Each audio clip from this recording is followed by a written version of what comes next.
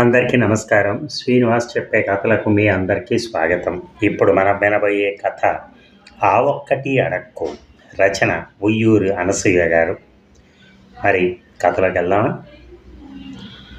ఏందే రమణమ్మ, మీ ఆయన ఊర్లోకి వచ్చినట్లేదు, నువ్వు మాత్రం టింగు రంగమంటూ మేకప్ వేసుకుని బయలుదేరావు, ఎక్కడికేటి? పలకరించాడు 8 పదులు దాటిన సీనయ్య. ఈ కూసింత పౌడర్ ఎక్కువైతే మేకప్పేనా? అయినా మా ఆయన లేకపోతే పౌడర్ రాసుకోకూడదా ఏంటి? బొగ్గలపై ఓసారి రుద్దుకొని చూసుకుంది. ఆడు రాలేదని తెలిసి ఒకవేళ నా కోసం వస్తున్నామేమోనని ఆశ అని ముసి నవ్వుతూ అన్నాడు. ఛీ, పాడు రాక రాక ఇక నీ కాడికే రావాలా? సావుకు దగ్గరలో ఉన్న సరసంబాలా నీకు అని విసుక్కుంటూ ముందుకు కదిలింది రమణమ్మ. తెల్లని మీసాలు దువ్వుకుంటూ ముసిముసిగా నవ్వుకుంటూ విసవిస నడిచిపోతున్న రమణమ్మని వెనకాల నుంచి చూసి విసుగులో కూడా దీని వయ్యారం తగ్గలేదు అని అనుకున్నాడు. అంతలో దూరం నుంచి కాంతయ్య మనవరాలు గారి సైకిల్పై గడ్డి మోపు పెట్టుకుని రావడం చూసి దారికి అడ్డంగా నిలబడ్డాడు. ఆ పిల్ల అక్కడి నుంచే తప్పుకో తాత, తప్పుకో, బ్రేకులు సరిగా రావట్లేదు, తప్పుకో, అసలే వెనకాల బరువు పడింది, పడితే మళ్ళీ ఎత్తటం కష్టం అని గట్టిగా అరుస్తున్నా వినిపించుకోకుండా చేతికర్రను అడ్డంగా పెట్టి సైకిల్కి ఎదురుగా నిలబడ్డాడు. గౌరీ బ్రేకు ఎంత అదుపు పెట్టినా అది సరైన టైంకి వంగక బ్యాలెన్స్ ఆపుకోలేక దాని మీద నుంచి పక్కకు దూకేసింది. కింద పడిన గౌరీని కనీసం లేపే ప్రయత్నం కూడా చేయకుండా చూస్తున్న సేనయ్యని పెద్ద పెద్ద కళ్ళతో కోపంగా చూస్తూ, ఏంటి ముసలాడా, 2 కాళ్ళతో తిన్నగా నడవలేవా? అడ్డు నిలబడి తప్పుకోమంటే తప్పుకోవు, కాళ్ళు కదే, కళ్ళు సరిగా ఆంటల్లా, నీ జ్యోతుల్లాంటి కళ్ళల్లో కళ్ళు పెడితే కానీ వాటికి సూపు సరిగా అనేటట్లేదు అంటూ కింద పడున్న మోపు తెచ్చి సైకిల్ దగ్గర పెడుతూ నడుము మీద చెయ్యేశాడు లేపటానికి సహాయపడుతున్నట్టుగా. సర్రన చెయ్యి విసిరి కొట్టి పైకి లేచి, ఏంది తాత ఈ పైత్యం, చింత చచ్చిన పులుపు సావనట్టు, ఒళ్ళు అంతా తీపరంగా ఉంటే ఇంకో పెళ్లి చేసుకోరాదు? నాకెవరిస్తారే పిల్లని, పోనీ నువ్వు చేసుకుంటావా? చేసుకుంటా, మరి నీ ఆస్తి అంతా నాకు రాసిస్తావా? ఈసారి కోపంతో కాకుండా ఆట పట్టించడానికి అంది.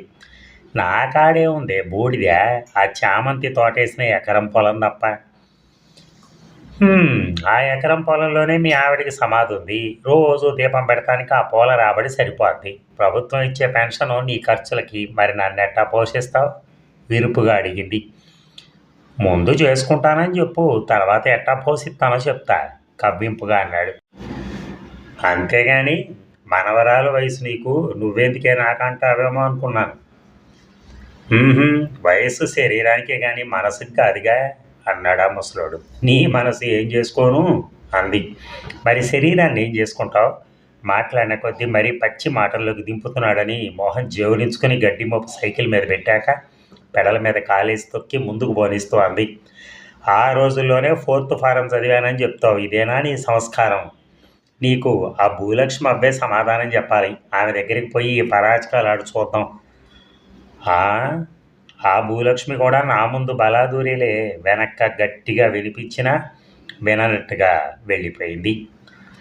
భూలక్ష్మి పేరు వినగానే గతం కళ్ళ ముందు మెదిలింది సేనయ్యకి. భూలక్ష్మి రాజయ్య భార్య, ఊర్లో అందరికంటే అందగత్తె, దానికి తగ్గట్టుగా బొడ్డు కిందకి చీర,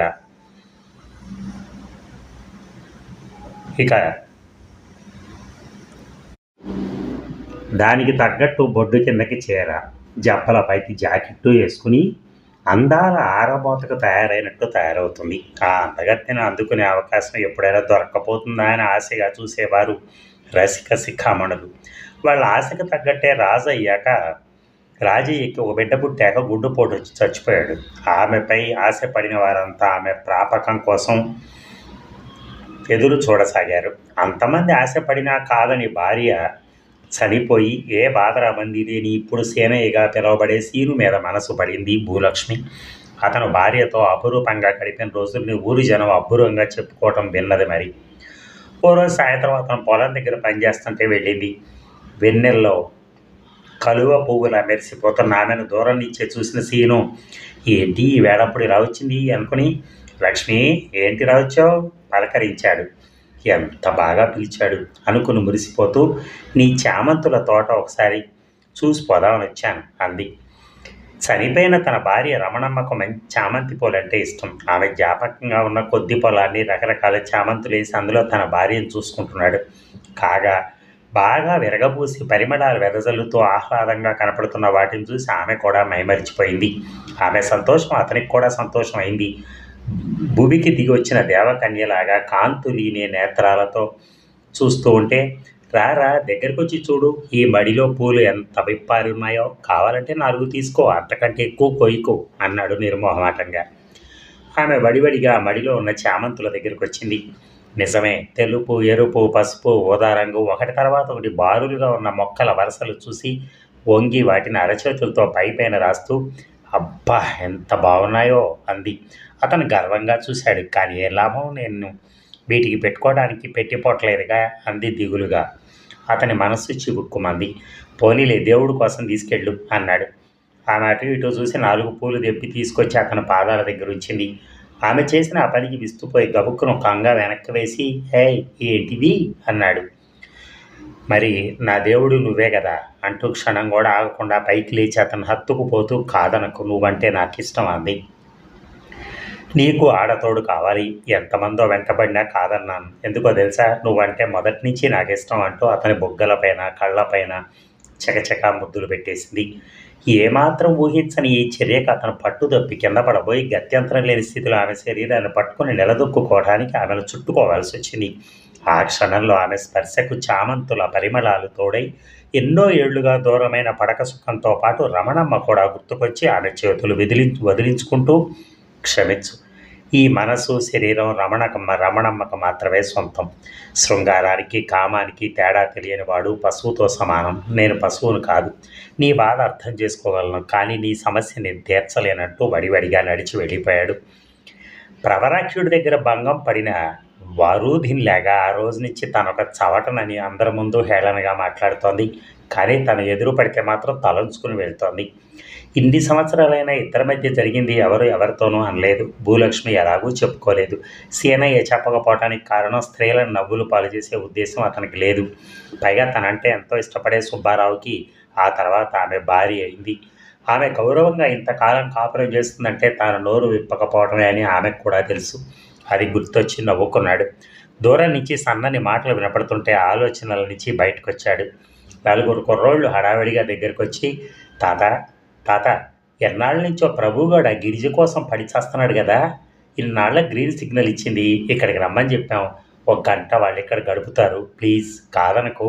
వాళ్ళు ఏమడుగుతున్నారో అర్థం చేసుకోవటానికి 1 నిమిషం పట్టింది. ప్రభు వైపు చూస్తే వాడు సిగ్గుపడుతూ నిల్చున్నాడు. వీళ్ళకు ఒక్కొక్కరికి 20 ఏళ్ళైనా నిండల, దానికేమో 30 పైనే. ఏం జరుగుతోంది? భూలక్ష్మి తనను చవటంటున్న దగ్గర నుంచి కావాలనే ఆడవాళ్ళందరితో అలా పరాచికలు ఆడేవాడు. వాళ్ళ కసురుకున్న లోన సంతోషపడుతూ సరదాగా తీసేసుకుంటారు. భూలక్ష్మికి తెలుసు అతను ఇలా ఎందుకు చేస్తున్నాడో. కానీ తన సరస సంభాషణల మూలంగా ఈ పిల్లలు అపార్థం చేసుకుంటారనుకోలేదు. వాళ్ళలో కోరికలు పుట్టించి ఇలాంటి కలాపాలకు తన సహకారం అడుగుతున్నానని తెలిసి కిన్నుడై, అలాగేరా అబ్బాయిలు, ఇలా కూర్చోండి, మీకు ఒక కథ చెప్తాను అన్నాడు. ఒప్పుకున్నాడన్న ఆనందంలో సరే చెప్పు అన్నారు. పేర్లు చెప్పకుండా తన భార్యను ప్రేమించిన విధానం, భూలక్ష్మి కోరికను తిరస్కరించిన తీరు వర్ణించి అందమైన ప్రేమ కావ్యంలా సినిమా చూపించి, ఇప్పుడు చెప్పండిరా అబ్బాయిలు, ఆడు మనిషేనా అన్నాడు. కథలో హీరో గొప్పతనం గురించి బాగా విశ్లేషించాక, మాటలతో మురిపించేది సరసం, విచక్షణ లేనిది కామం, ప్రేమంతో నిండింది శృంగారం అని వారి మాటల్లోనే చెప్పించాడు. అంతా అయ్యాక ఆ హీరో తాతయ్య అని అర్థమైంది వాళ్ళకి. ప్రభు తలంచుకుని తప్పు చేసిన వాళ్ళ మొహం పెట్టి, క్షమించు తాత, గిరిజ రాకుండానే ఇక్కడి నుంచి వెళ్ళిపోతాను, నువ్వే ఏదో ఒకటి చెప్పి పంపించేయి అన్నాడు.